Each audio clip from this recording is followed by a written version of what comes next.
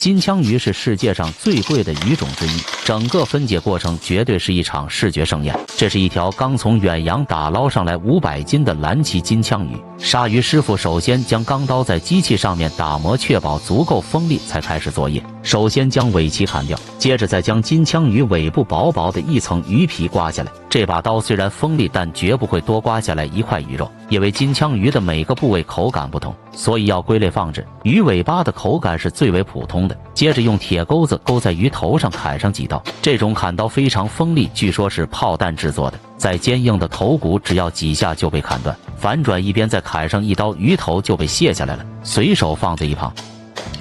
这么大的鱼鳃也是相当大，但这玩意是过滤海水的，不能食用。然后再砍下鱼头最顶上的那一块，虽然肉不多，但是用来做剁椒鱼头肯定非常不错。包含鱼鳃后方的一块大骨肉也不是很多，用来熬汤喝是最好不过了。经过一系列分解后，留下来的就是金枪鱼出肉最多的区域。师傅用刀从鱼身上轻轻划过，薄薄一层鱼皮就被刮了下来。正所谓台上1分钟，台下60秒。作为有着30年杀鱼经验的老师傅来说，这种操作重复了上万次，每次都非常精准，才能对得起老板给的10万块的高工资。这一层像是油脂一样的鱼皮，经过加工也能有其他的作用。为了鱼肉的口感，师傅也是不会留下任何一块鱼皮在身上。下一步则是从金枪鱼的下腹出手，师傅找准位置，用力划成一刀裂口，接着深深一刀下去，整个鱼身被分成2半，鱼肉和鱼骨也被分离开，一点也不拖泥带水。然后从鱼身中间下手，又是干净利落的一刀。这一大块称作为大腹，是金枪鱼口感最好也是最贵的一大块。金枪鱼肉呈现红色，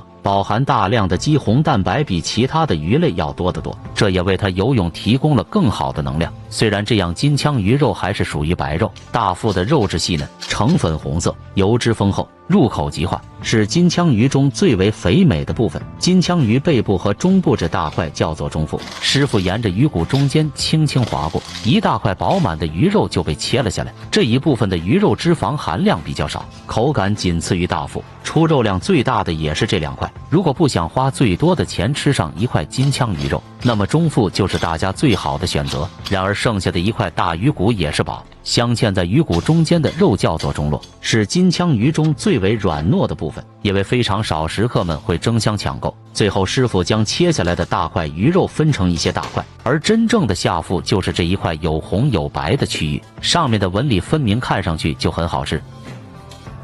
所有鱼肉都会按照不同的位置分割成一些大块。金枪鱼最常见的吃法就是生吃刺身，随便这么一大块就会让我大半年的工资烟消云散。